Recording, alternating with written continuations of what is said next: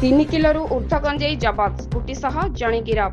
ବହଳଦା ଅବକାରୀ ଥାନା ଭାରପ୍ରାପ୍ତ ଅଧିକାରୀ ରଣଜିତ ଶବରଙ୍କ ନେତୃତ୍ୱରେ ଗଠିତ ଏକ ସ୍ୱତନ୍ତ୍ର ଟିମ୍ ଦ୍ୱାରା ବହଳଦା ଥାନା ଅନ୍ତର୍ଗତ ଦଳକି ଗ୍ରାମ ଅଞ୍ଚଳରେ ଚଢ଼ଉ କରାଯାଇ ଗଞ୍ଜେଇ ଚାଲାଣ ବେଳେ ମାଡ଼ି ବସିଲା ପୋଲିସ।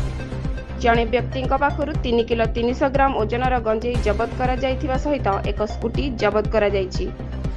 ଜବତ ଗଞ୍ଜେଇର ଆନୁମାନିକ ମୂଲ୍ୟ 30,000 ଟଙ୍କାରୁ ଊର୍ଦ୍ଧ୍ୱ ହେବ ବୋଲି ଅବକାରୀ ବିଭାଗ ସୂଚନା ଦେଇଛି।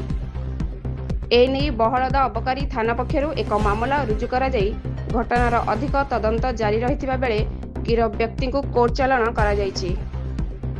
ଅବକାରୀ ଅଧୀକ୍ଷକ ପ୍ରଶାନ୍ତ କୌରଙ୍କ ନିର୍ଦ୍ଦେଶକ୍ରମେ କରାଯାଇଥିବା ଚଢ଼ଉରେ ସହ ଉପନିରୀକ୍ଷଣ ସୁଶାନ୍ତ କୁମାର ନାୟକ, କନେଷ୍ଟବଳ ସୁରେନ୍ଦ୍ର ସୋରେନ, ରାଜେନ୍ଦ୍ର ସେନାପତି, ଲଲାଟେନ୍ଦୁ ଶତପଥୀ, ଫୁଲମଣି ହାଂସଦ ପ୍ରଭୃତି ସାମିଲ ଥିଲେ।